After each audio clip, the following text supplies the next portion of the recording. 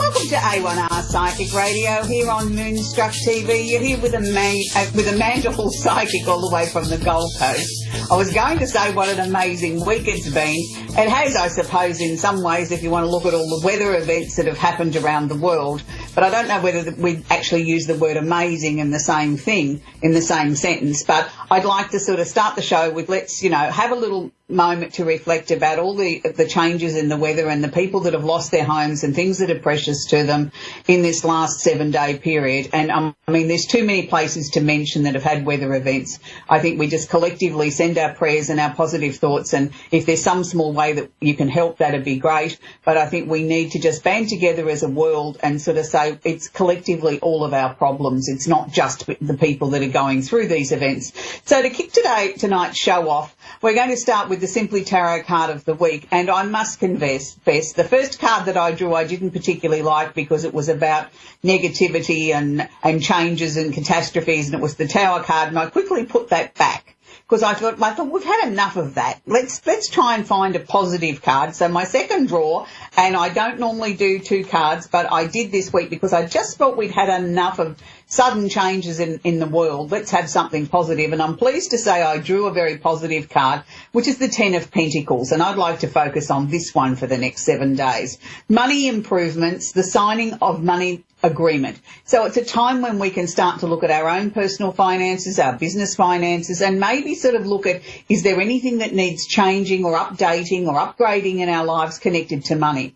So let's look at this in a very positive light, that we're all going to positively sort of breeze through the next 7 days and take in our stride anything that we might have to change connected to our finances. So it is an uplifting card for the week, and I think that's what we all needed. We needed to hear something positive, not something sort of not so positive this week. And for those of you that have been tuning in regularly since I started approximately 6 months ago here at the network, I'm always a fairly optimistic person. I always like to try and find something positive that we can take out of any situation, because there's enough negativity to go around, there's enough challenges, and we all have them. Nobody escapes them in life, and those that tell you that they do are absolutely fibbing, because we all have things that sort of, are adjustments in our lives. So I've always worked upon the score, whatever we're thrown is what we can handle. We're not given something that we can't handle, we just have to find the way to work with it and try and find some positive reason for why this has happened in our lives. And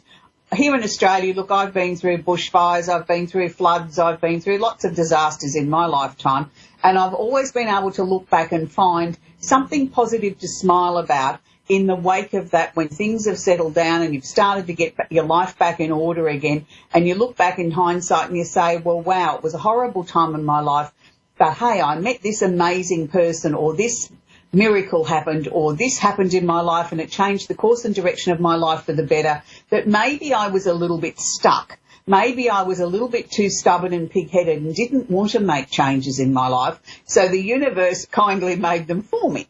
And that's not always the case with weather events, but sometimes it can be. So please, if you've had some event in your life that you feel that, hang on a minute, I can't cope with this, maybe this is not a good thing, then, work through it, allow yourself the time to have the emotions connected to the event. Don't rush it.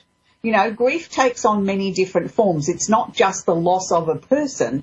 It's a loss of a possession. It can be a loss of a job. It can be a loss of a lifestyle. So grief comes in many different forms, and we need to honour that.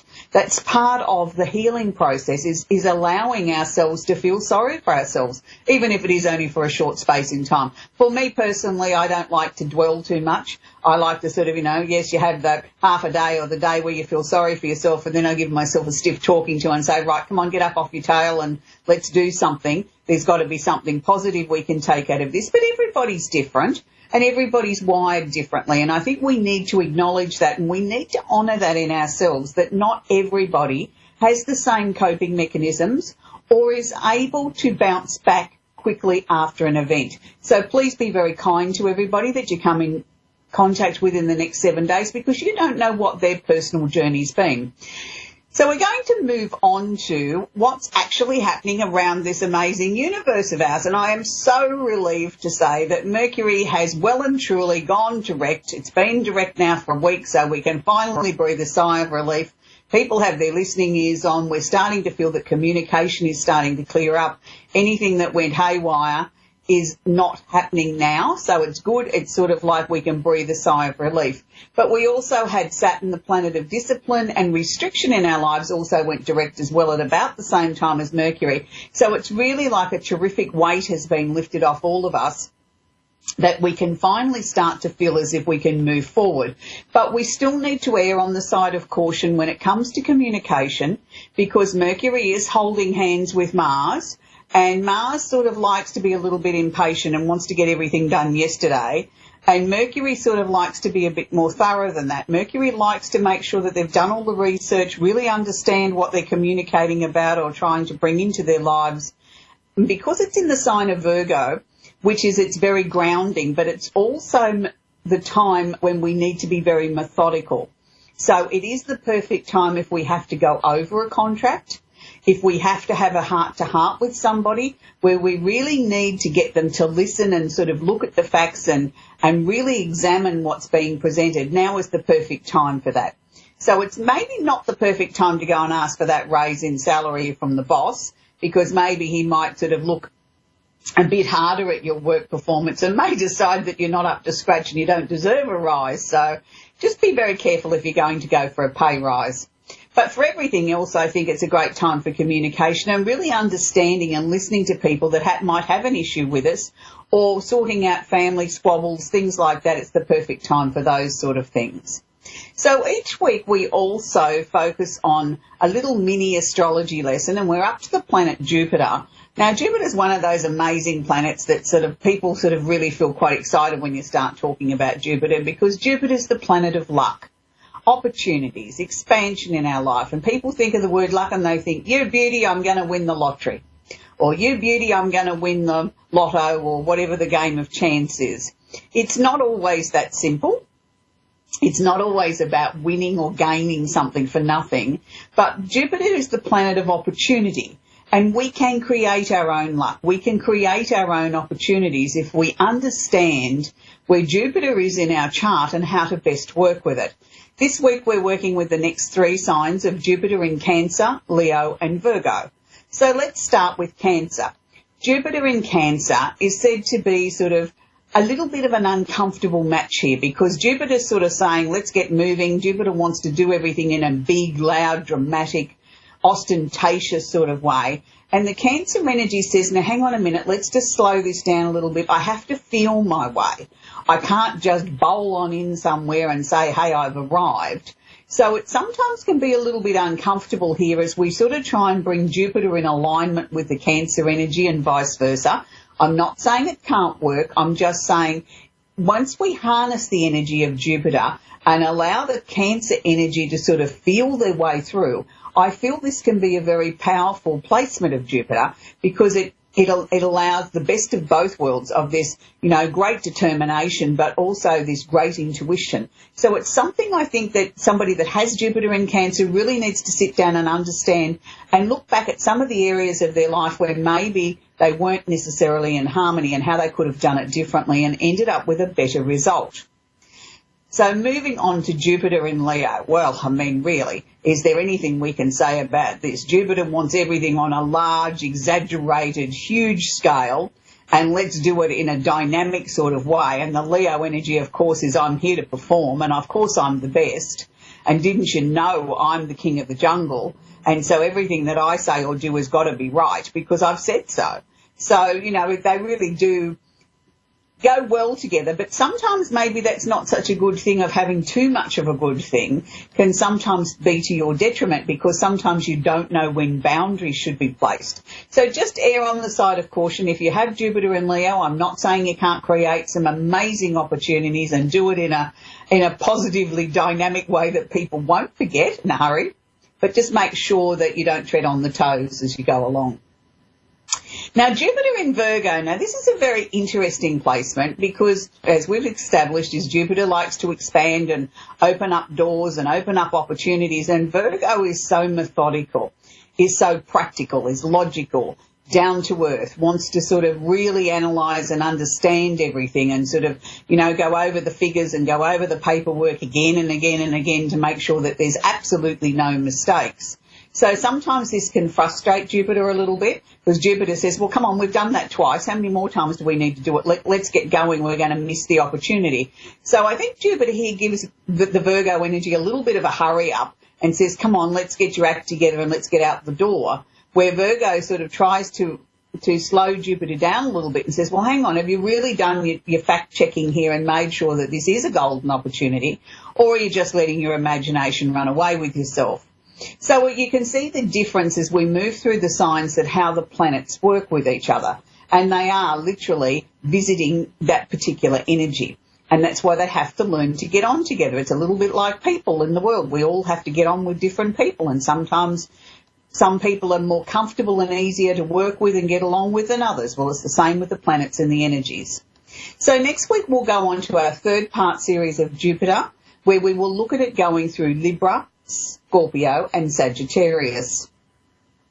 So I think we can safely say that it's been a very, very interesting week astrologically.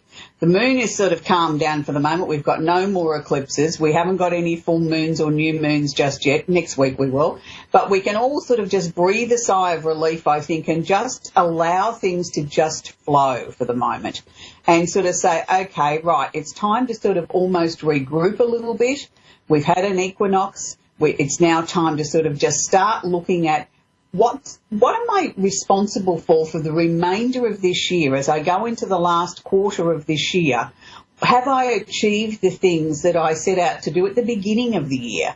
And when I sort of had another little sneaky look at it halfway through the year, how am I going? Am I still on track? Do I need to discard a few things? I know the theme that I've really had shown to me many, many times this year, and I've spoken to lots of clients around the world, and everybody says to me, what is happening? I've never felt so restless. And people have sort of put it down to the eclipses that we've had, and this has been happening and that's been happening. And a lot of people, yes, it has been due to the eclipses and the changes. But it's also, I think, that we are collectively, as human beings, becoming more aware. So when we start to become more aware, we also start to notice things more than we did previously. So that's partly what's happening, and I hear this very commonly, particularly over the last month. A number of people have said to me, I've cleared out all my friends. I've got rid of anything and anyone that doesn't suit my higher self anymore. I'm making changes in my life. I'm changing the energy. I'm clearing out the cupboards. I'm clearing out my closets. And it's like, wow, I've got this newfound freedom. Now, that may not apply to everybody, but if you have been going through that, just honour it. Just go with it. You know, decluttering is an amazing healing technique as well. So there's all different forms of healing. So we're going to take our very first caller for tonight's show, and it's Melissa in Bromfield, Colorado, USA. How are you there, Melissa? I am. How can I help you, sweetie? Hello? Do you have a question? Hi, Melissa. Do you have a question for me? Basically, I'm just wanting information for my highest good. Okay. Anything you can share with me that... Okay, Melissa, how I like to work is if you fire a question at me, that sort of then opens the channel to be able to give you some guidance and some information. So do you have a particular area that, you know, that might be troubling you, like your work or your love life or... Yeah, that would be a good one. What, your love life or your work, or both? Yes, both if you have any info. Okay, fine. Right, the first thing that they're showing, Melissa, is the fact that I feel that you still seem to have too many question marks sitting around you. You've been questioning and questioning and questioning, I think, a lot of areas of your life this year, and I want to say to you, it's time to stop questioning. If we're not getting an answer... Okay. 3 times that we've looked at, say, a particular situation. Let's use buying a car.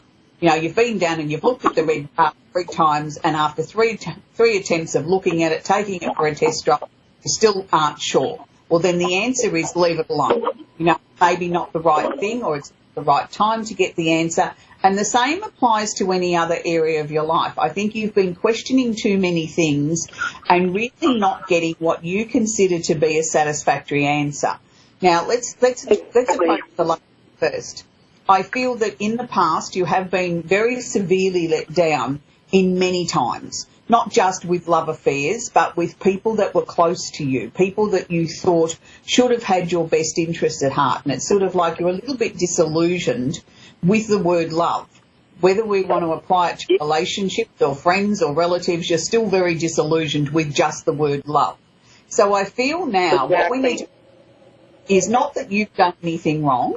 It's just that you've had so many lessons to learn, that you've learnt those so well that it's almost like you've got this vacant spot now that we've just got to sit in, because the next set of lessons or the next opportunities just haven't arrived yet. You know, you're ahead of the schedule. So if you can look at it in that way, there's nothing more we need to search, look at, or let go of. You've done all that. You get a big gold star for all of that. I do feel that there will be a new relationship for you. I feel it will be before the end of this year.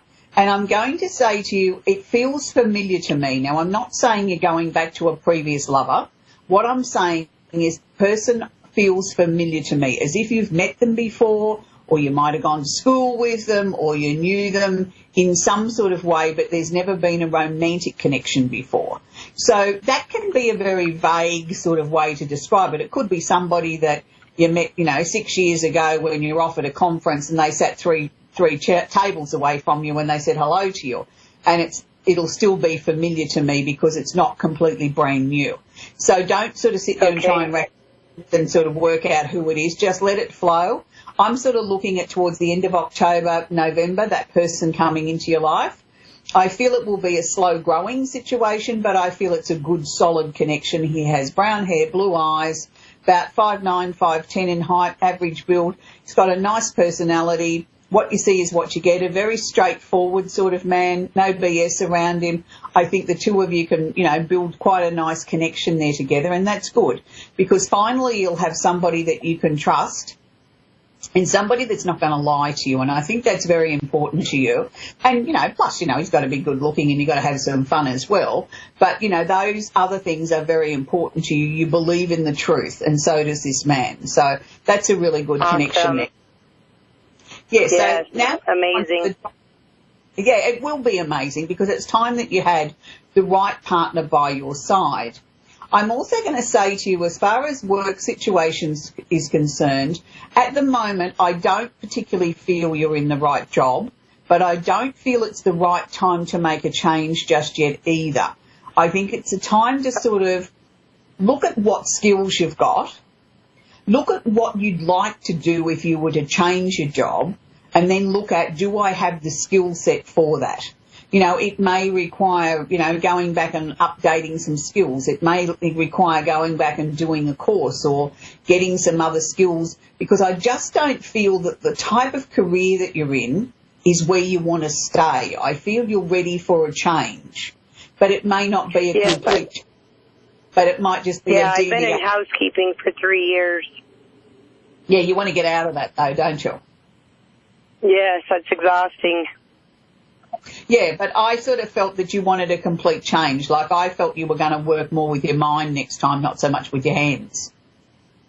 Yes, my passion is photography, but the money just wasn't there to stay afloat, so I had to take on the housekeeping. I understand that, but I still feel that photography will feature in the future. I don't know whether it's going to be your full-time job, but I feel we need to get you into another job that's sort of more working in that sort of area somewhere, whether it's go and do a course in something that relates to photography, that, whether it's sort of graphic arts or something along those lines that sort of enhances what you do. And then you can, you're working on a creative level. At the moment, you feel as if your creativity is dried up, and that's not a good thing.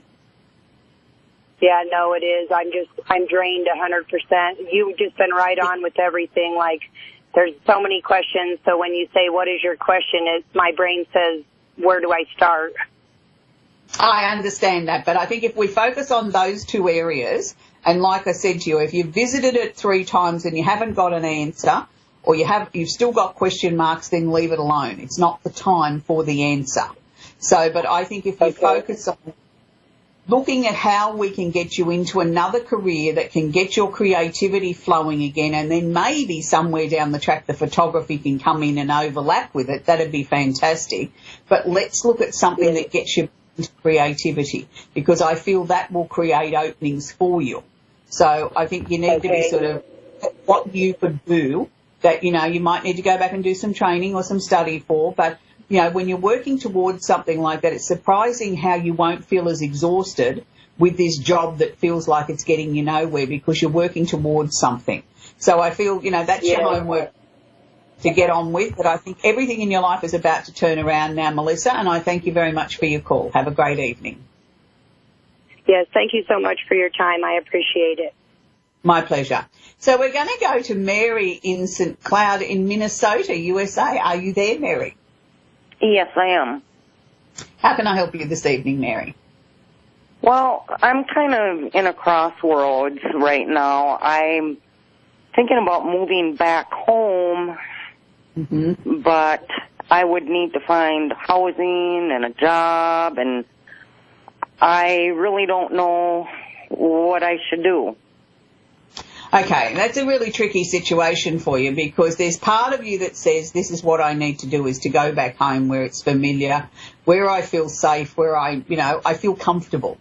And then in comes the practical applications, like where do I get a job, where do I find a place to live, have I got enough money, and all those sort of things. So I feel what we need to do is break it up into sections. I mean, if you want to go back home and you've really searched your soul and you feel really comfortable that that's what the answer is, that you need to be looking to move back home, then we need to start applying for jobs. We need to sort of try and get you a job there so you've got a job to go back to. Not so that you're just picking up sticks and moving back and then, you know, in a really dire financial state that you don't know where your next dollar's coming from. That doesn't help you get a job. So you've already got a job where you are, so let's start trying to sort of network or get some applications in for a job back home. And I'd be pretty forward in sort of, you know, in your covering letter, if you're applying for a job online with your CV or your resume, I'd put in there, I'm really longing to move back home. Do you know what I mean? So people know that you're coming home. It's not you're bored where you are and you want to move, that you're not sort of a reliable person or a reliable candidate for the position. So I think if you get that message across that I'm longing to come home, that will help you get across the line, because that'll tug at people's emotional heartstrings and it'll make them look a little bit more closely at your resume at what skills you can bring to the table. I do feel you will be engaged in moving back home. I'm not sure that it's going to be before the end of this calendar year, but I do feel it's not very far into the new year. So you might apply for something in, say, December, but the opening doesn't happen until the new year or mid-January, so it gives you time to sort of get yourself organised and get back there and, you know, pack up and do what you've got to do. Is there somebody that maybe you could stay with temporarily when you go home before you find your own place to live in? Yeah, I have friends and family. Yeah, but I'm just thinking that might ease the situation. I mean, if you had a job to come to, and then, you know, you get there and then you've got, you know, a couple of days or a week or something you can stay with family or friends, that gives you time to then look around for a place of your own, doesn't it? You know, like you're not trying to do everything all in 1 minute. You know, we've spread it out a little. And I do feel it's the right thing to do, though. I think it was the right thing to leave home to begin with and go and spread your wings and try something different. But I feel now your soul doesn't feel comfortable. Your soul wants to go home. And that's back to what's familiar. And it's like, I'm ready now. I'm ready to settle down. I feel more comfortable in myself that I've achieved what it was that I was looking to achieve by leaving. That's now ticked off. You know what I mean? Like, you could have decided to stay away from home, or you could have decided to move back home, and, you know, you're longing to go home. And I think there's something to be said for that. A lot of people feel more comfortable to go back to where they were raised, where they call home, and then there's other people that move to a new location and that becomes their home. So there's never a right or a wrong answer. I think we need to follow what our heart is telling us and then look at the practical ways that we can make this happen. But Mary, have you been having some very strong dreams as well? Yeah. I don't know. I bounce back and forth. You know, first it's like both feet in, I'm going to jump in and do this, and then I pull back. I think that's very normal, Mary. That's called cold feet, and that's called sort of, you know, hang on a minute, am I making the right decision? And as we get older, I think we lose our confidence a little bit. You know, we'd rather stay with what we've got even though we're not happy with it because we know it, rather than sort of, you know, hang on a minute, oh, this could be a risk, this could be a gamble. So that's fairly normal. And I think that's a good thing that you've sort of gone backwards and forwards, like, you know, hitting across the net and back the other side again, because you're not doing this out of an impulse. You know, you're not doing this out of an emotional reaction to something. You're doing this because you've really thought about it and you've searched your soul, and this is the answer that you've come up with. So also, are you looking for love as well? Oh, yeah. Because I did feel that there was, you know, there was going to be someone new coming into your life, but I don't think it's going to be just yet. I'm sort of looking at around April next year. I've got a tall, dark-headed person. I'm assuming it's a man. I've only got them from the back view, and the hair's down past the ears. So, but I've got a nice energy around this person, and I feel very comfortable with them. It's sort of like they too have also made a lot of changes in their life in the last 18 months, and it's like they too now find that they feel comfortable and happy with the choices that they've made and the changes that they've made in their life also. So it's really important that I think that the two of you just follow your heart, and you will, and you know, destiny will take its place. Wherever you're located, if you're meant to meet somebody and fall in love, it happens regardless of the choices we make. So don't ever think that if you decide to change your mind, you're not going home and you move to another location, oh dear, I can't have the person in my life. That's not true. Destiny will always step in and guide us to be where we're meant to be anyway. So I'd like to thank you, Mary, for phoning into the show tonight, and I hope that's helped you. Yep, it did. Thank you so much. My pleasure. So we've come to the end of the show again. Next week we're going to be having our Simply Tarot card of the week again. We'll have a little glimpse of what's happening in the universe. And we'll also continue on with our 4-part series in Jupiter. We're going to be working with Libra, Scorpio and Sagittarius. But before we go, please be kind to each other, and please in our prayers say a little prayer for everybody around the world that might be facing something, whether it's a weather event or a family event or just something that they need to make changes in their lives. Let's all send them some positive prayers and some healing energy so that they can make the choices that are best for them.